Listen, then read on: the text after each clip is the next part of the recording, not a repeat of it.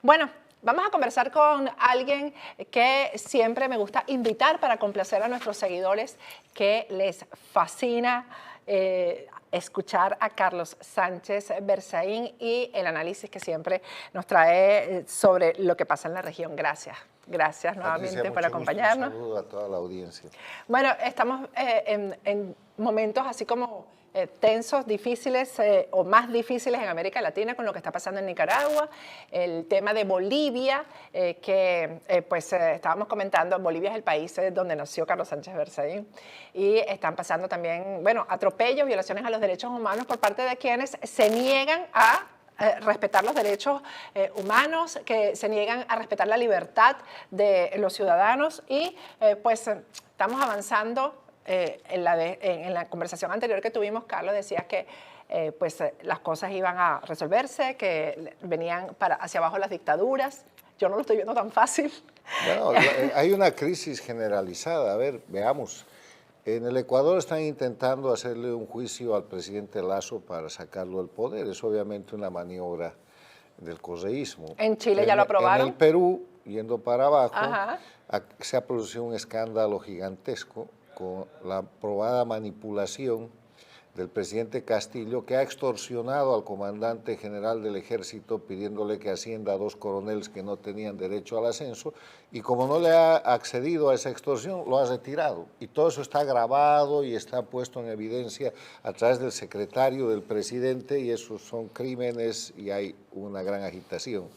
Aunque Castillo acaba de celebrar, entre comillas, los 100 primeros días de su gobierno. En Chile, la Cámara de Diputados ha ordenado que se enjuicie al presidente Piñera y se espera que en el Senado eso se pueda frenar, pero en todo caso hay una gigantesca crisis en medio de una asamblea constituyente, que hay que recordar llegó a ser tal a partir de la protesta por el precio del pasaje del metro, y convirtieron una crisis de precios en una crisis de gobierno y después en una crisis de Estado, y además hay elecciones. En la Argentina este domingo hay elecciones y va perdiendo el kirchnerismo, que es el castrochavismo argentino. En Bolivia están en el 4º día de huelga general indefinida, reclamándole al régimen que revoque las leyes infames con las cuales le quitan todo derecho a la gente de Bolivia y pueden intervenir tu propiedad, tus bienes, tus cuentas, o meterte preso cuando quieran. Han copiado leyes de Cuba y Venezuela y las llaman leyes contra el lavado, por la transparencia, y en verdad son leyes dictatoriales, leyes infames. Y así va la región, o sea que está, y el próximo lunes 15 de noviembre, la gran marcha para repetir y para continuar el proceso empezado el 11 de julio en Cuba, que tiene una repercusión mundial porque hay más de 150 marchas en todo el mundo pidiendo patria y vida, marcha pacífica, que está siendo amenazada con 10 años de cárcel y con apaleamientos, que entre otras cosas se reproducen en Bolivia. En Bolivia, para frenar las manifestaciones pacíficas, han empezado a sacar grupos de choque con palos, igualito que en Cuba, igualito que en Venezuela. Y bueno, ¿qué te digo? Venezuela y las elecciones que vienen, y Nicaragua, del acto criminal que se acaba de cumplir este domingo pasado, 7 de noviembre, que se ha dado por llamar fraude electoral o farsa electoral, cuando en verdad es la culminación de una serie de crímenes que se llaman terrorismo de Estado. Porque para llegar a eso, el dictador nicaragüense, ahora ya todo el mundo le dice dictador, es un avance importante, aunque ejerce como dictador hace años. Eso no les importa, además. Sí, entonces el dictador Ortega y su codictadora Murillo, su esposa parte del grupo criminal, han cambiado leyes, han suplantado autoridades, han manipulado la justicia, han falsificado acusaciones, han metido presos políticos, han exiliado gente, han masacrado, han torturado, han asesinado y finalmente han hecho fraude electoral. Entonces eso está ahora en manos de la comunidad internacional. La Organización de Estados Americanos está en plena sesión de su Asamblea General Ordinaria y se espera pues que de ahí salgan decisiones de sanciones inhabilitantes, de sanciones efectivas que frenen y liquiden esa dictadura. Hemos visto casos en otras temporadas, por decirlo de alguna manera, en América Latina, que cuando se llega al fraude, pasó por ejemplo en Perú, cuando se llega al fraude, hasta ahí llegan las dictaduras, ¿no? yo ahora veo que hay fraude y la dictadura continúa y la comunidad internacional tampoco es que se moviliza por eso. Pero una cosa es el fraude y otra es el crimen. A ver, el fraude se comete en democracia. El fraude es un delito, es un conjunto de delitos para violentar la voluntad popular y evitar que las elecciones sean libres y limpias.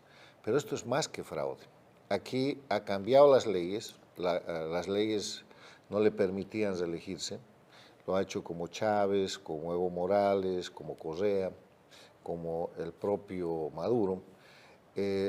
Ha manipulado jueces para acusar con denuncias falsas y con falsificación de prueba a la oposición que está presa, y la que no está presa está en el exilio, y la que no está en la clandestinidad. Pero además de eso, ha llevado adelante un proceso de amedrentamiento, terrorismo de Estado, que se define como los actos criminales que comete un gobierno para forzar a la población a tener conductas que de otra manera no serían aceptables. Eso es el terrorismo de Estado, solo lo puedes cometer desde el gobierno, detentando el poder. Y por eso, más allá del nombre que le podamos dar, fraude queda corto, farsa, lo que fuera, esto es terrorismo de Estado. Y cuando hay terrorismo de Estado, hay crímenes de lesa humanidad. El terrorismo de Estado está integrado por crímenes de lesa humanidad. Y es ahí donde hay que ir, porque a las dictaduras no se las puede estar sancionando a medias. Lenín Moreno, en el foro del 5 de mayo pasado, aquí en Coral Gables, organizado por el Inter-American Institute for Democracy, dijo a las dictaduras se las derroca. Y así es, porque hay que entender la palabra derrocar como el conjunto de medidas necesarias, no necesariamente violentas, para inhabilitar a que la dictadura siga detentando el poder. Y hay una cantidad de medidas. Los gobiernos que desconocen esa elección deberían retirar sus embajadores, deberían romper relaciones diplomáticas, deberían romper relaciones comerciales y deberíamos llegar al punto en que el sistema financiero de Nicaragua no pueda tener capacidad de operación con ningún país democrático del mundo y que ese régimen de Nicaragua no sea sujeto de crédito ni para el Banco Mundial, ni para el Fondo Monetario Internacional, ni para el BID, ni para nadie. Pero entonces hay que dar China, Rusia, Irán, no les dan Turquía. Dinero, no, son esfoliadores. Yo quiero ver la plata de China sosteniendo una dictadura, quiero ver la plata de Rusia sosteniendo una dictadura, a ver cuánto aguantan. La razón por la que Cuba está en una crisis humanitaria terminal es porque no le dan plata. La plata la ha sacado de Venezuela, la saca de Bolivia, la saca del narcotráfico, del terrorismo, de traficar con el terrorismo iraní. Pero yo quiero ver a Irán, a China y a Rusia sosteniendo las dictaduras como lo hacía la Unión Soviética con la dictadura cubana en la década de los 60, 70 y 80 hasta que se extinguió a principios de la década del 90. O sea, es más fácil decir que hacer.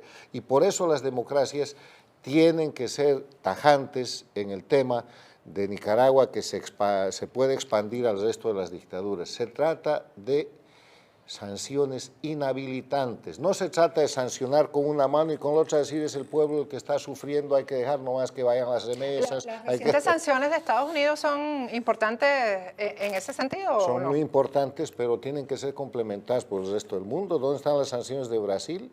¿Dónde están las sanciones de México? ¿Dónde están las sanciones? Bueno, México no lo hará. México lo hará, ¿Sí? porque lo tiene que hacer, porque Estados Unidos tiene un tratado de libre comercio con México y Canadá que tiene cláusula de derechos humanos. Estados Unidos tiene que hablar con México. ¿Dónde están las sanciones de Ecuador? Pero México recibió a Maduro, que está solicitado por la justicia. Hay cosas que no están pasando, pero ¿dónde están las sanciones de Chile? ¿Dónde están las sanciones de Colombia? O sea, son países con democracia. Hay que ver que esas democracias se defiendan y que se defiendan haciendo y tomando medidas inhabilitantes que terminen con la dictadura de Nicaragua. Yo estoy preocupada. No tiene que ser violencia, Exacto. no tiene que haber una rebelión que la habrá. Un alicate. No, lo que se trata es de medidas inhabilitantes para cesar ese manejo del poder absolutamente arbitrario, ilegal y criminal que está demostrando y que ha probado infraganti frente a todo el mundo el dictador Ortega y la codictadora Murillo. Yo estoy un poco preocupada por Colombia. Me parece que va por un camino, la verdad es que es difícil y eso sí afectaría muchísimo a la región. O sea, eso en combinación con lo que está pasando en Venezuela. Bueno, hay que preocuparse por todo. Yo vengo repitiendo las dos Américas. El libro escrito hace como 10 años, una América democrática, una América dictatorial. Ahora, esas dos Américas se han convertido en dos mundos, porque en el mundo ya no hay derecha o izquierda en un mundo globalizado. Eso es simplemente un sofisma para justificar con bandera de izquierda en las Américas, esta organización del socialismo del siglo XXI, que es una organización criminal, que es el castrochavismo. En el mundo el eje de confrontación está entre los gobiernos que defienden la libertad, que son gobiernos democráticos, que permiten la libertad al ciudadano, y los regímenes que violentan la libertad y violan los derechos humanos. Y son claritos. Mientras en este lado están las democracias, Estados Unidos, la Unión Europea, importante grupo de países de América Latina, el Japón, Singapur, los grandes países emergentes del Asia, Israel y democracias del Medio y del Lejano Oriente. En el otro lado está un grupo que es claramente confrontacional y que protege la violación de derechos humanos y que son autoritarios y dictatoriales. Y hay en América Latina está Cuba, Venezuela, Bolivia y Nicaragua, pero sostenidos y conectados con Rusia, con China. China es una dictadura, con la Corea del Norte y con Irán, que es una dictadura teocrática. Entonces, el mundo, la división ahora, en el siglo XXI, terminando el 2021 y empezando el 2022, es muy clara. Y ese eje de confrontación nos retorna a la historia de la Segunda Guerra Mundial. Yo quiero recordarles que en la Segunda Guerra Mundial se confrontó la democracia contra el fascismo. Y el fascismo era un sistema dictatorial absolutista. Y con millones de muertos, la democracia derrotó al fascismo. Pero había más hegemonía de los países democráticos. Estaban como más unidos. Ahora no hay. No había ninguna unidad. La unidad se produjo por la necesidad, porque claro, los que estaban unidos eran los fascistas y se coparon toda Europa y se estaban expandiendo por el Pacífico y se iban a copar el mundo. Pero yo veo que ahora no hay sentido de eso. No hay conciencia de que eso está pasando. Yo creo que lo que hay que hacer es prender las alarmas. Estamos volviendo a un punto muy crítico en el cual, con temperaturas subiendo en determinadas fronteras donde estas dos fuerzas se confrontan, la confrontación de nuevo es entre la democracia y las dictaduras y el autoritarismo. Y ahí no hay nada que esté en disputa sino la libertad de la gente. ¿Por qué la gente se va de Venezuela? ¿Por qué la gente se va de Cuba? ¿Por qué la gente está saliendo de Irán? ¿Por qué la gente trata de escapar de Corea del Norte? Porque no hay libertad, la gente no escapa de un lugar con libertad, la gente sale y escapa como de Venezuela y estos lugares que hemos mencionado, porque no tiene condiciones para vivir, porque no tiene futuro para la familia y porque finalmente se convierte en un objeto de la voluntad de un tirano. Es así, un secuestro. Un secuestrado. ¿No? Son secuestrados. Así estamos. Entonces, en ese contexto, la visión de América Latina, en mi criterio, sigue siendo optimista. Los pueblos están dando lucha. En el Perú la institucionalidad está defendiendo y pone en evidencia estos delitos y estos abusos que comete el recién llegado presidente castrochavista. Chile está bajo acoso y el día que el gobierno decida a aplicar la ley, que sí, aunque ya es tarde porque tiene una elección, las cosas van a mejorar. El pueblo tiene el gran desafío de votar adecuadamente y de escoger democráticamente, porque Chile, siendo una democracia, este domingo en la Argentina va a ser derrotado el castrochavismo kirchnerista. Amén, grande. que así sea. ¿Ya? Sí. En Bolivia, cuarto día de paro general, con la oposición funcional tratando de aplacar las cosas y trabajando para la dictadura, pero el pueblo movilizado, sindicatos, federaciones, estudiantes, mineros, comités cívicos, trabajadores, la gente saliendo a la calle de nuevo a bloquear su esquina y llegan los matones con el método castrochavista y les dan palos, los apresan, hay un muerto. Pero vuelven a la calle. ¿Qué pasará en Cuba por fin con la protesta que se había anunciado y todo esto? Protesta va a haber en todo el mundo y una de las cosas importantes es que el patria y vida, libertad para Cuba es universal. Entonces a las dictaduras lo que le dije en nuestra anterior entrevista, no les queda nada, no les queda pueblo. ¿Qué es la popularidad de Ortega en Nicaragua? 5%. Han tenido que encarcelar a toda la oposición y hacer esa cantidad de crímenes para decir que ha ganado una elección. ¿Qué es la popularidad de Castro y Díaz-Canel en Cuba? Menos del 10%. La popularidad de Evo Morales y Arce Catacora está en ruinas. Maduro, ¿cuánto porcentaje de apoyo cree que tiene? Nadie los apoya, no hay pueblo. Segunda cosa, no hay economía. Cuba y Venezuela son crisis humanitarias, o sea, cero economía. Y Bolivia y Nicaragua son crisis económicas muy graves. El BID le acaba de prestar a Bolivia 550 millones de dólares, Banco Interamericano de Desarrollo, no para el desarrollo, para que pague bonos, para que pague sueldos. Entonces, en esa estamos. Y si Bolivia no se presta esos 550 millones de dólares, no tienen con qué pagar porque se han consumido todas las reservas. Y presentan informes de mentira, porque como manejan el Banco Central, no hay división ni independencia de poderes y no hay controles, incluso engañan al Banco Mundial y al Fondo Monetario Internacional con datos. Ahora mismo en Bolivia hay una reservada, no ha salido en ninguna parte, misión del Fondo Monetario Internacional que sabe Dios qué cosa está haciendo. Y la tercera cosa, no les queda discurso. ¿Quién cree de los oyentes del auditorio en la Revolución Cubana? Es una broma, es un conjunto de criminales que oprimen un pueblo hace 62 años. ¿Quién cree en la Revolución Bolivariana? Los 7 millones o 6 millones y casi 7 de venezolanos que han tenido que abandonar Venezuela, el exilio que a ustedes les gusta llamar diáspora. ¿Quién cree en el proceso de cambio en Bolivia? Los presos políticos, hay 54 presos políticos, 1.700 exiliados, la gente perseguida que hoy día está siendo apaleada, nadie cree. ¿Y quién cree en la revolución sandinista? Nadie les cree.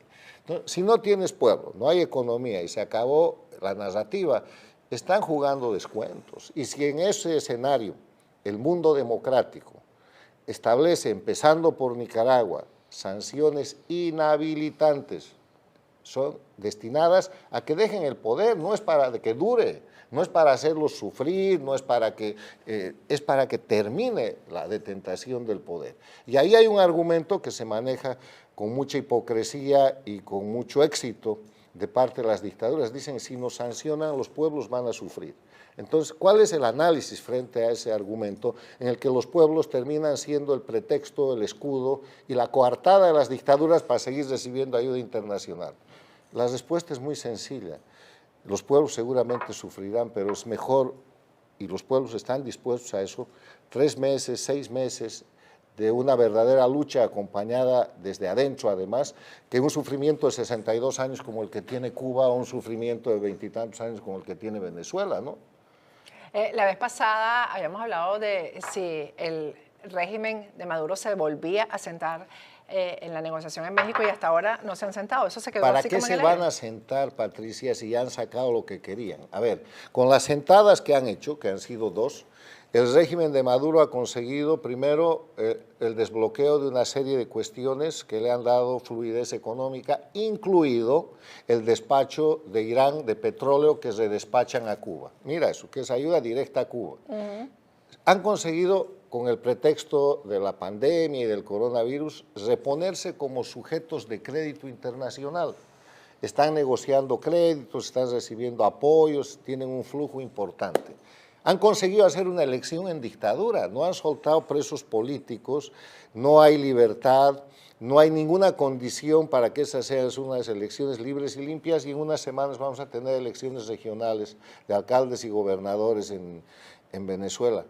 Y además de eso han conseguido ser reconocidos como gobierno porque el acta de ese diálogo, de esa reunión entre el crimen organizado y el gobierno legítimo de Venezuela, que así debería ser, dice que el gobierno de Venezuela, la dictadura, se reúne con un grupo de la oposición. O sea, no tiene ni nombre el gobierno legítimo. ¿Para qué se van a seguir reuniendo si ya tienen todo lo que quieren? Por lo menos Guaidó ha dicho en sus redes sociales que él se queda como presidente interino hasta que haya elecciones en Venezuela para la presidencia. O sea, que tenemos 2 dictadores ahí. Está bien, ¿no?, que ejerza, pero yo le le sigo rogando al presidente Guaidó. Yo personalmente, aunque en mi opinión no soy venezolano, no tiene ningún valor, yo lo reconozco como presidente legítimo de Venezuela, junto con los 50 y tantos países que todavía quedan. No, ya quedan 30 y pico, bueno, eso vamos a hablar en el siguiente segmento. La rogativa al presidente Guaidó es que ejerza. Yo he escrito tanto, hemos hablado tanto.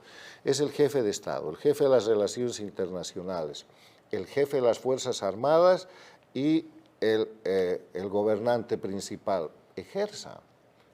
Porque no es asunto de decir yo soy y no ejercer.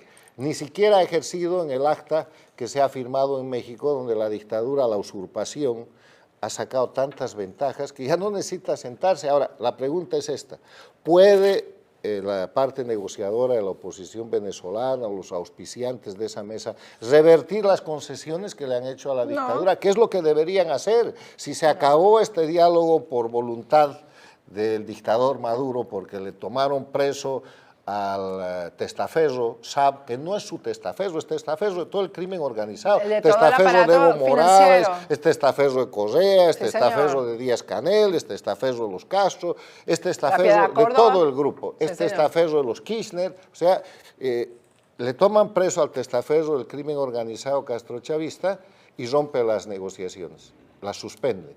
Entonces, si se suspende, reviertan lo que se ha sacado de la mesa y lo que lo está beneficiando. Dejen de permitir que Irán le mande petróleo para que no le vuelva a mandar, le siga mandando petróleo a Cuba. Ya el mal está hecho, lamentablemente. Gracias, Carlos. Bueno, pero con optimismo, con optimismo. No hay nada mejor que conocer la realidad objetiva para saber por dónde vamos. Esta lucha no es fácil, tampoco es rápida. Ni es corta, exacto. Tampoco es rápida, pero no hay nada mejor que tener claridad el diagnóstico, claro. En la observación de la realidad objetiva, que es como es, no como quisiéramos, para actuar en consecuencia. Gracias, Carlos Sánchez Berzaí.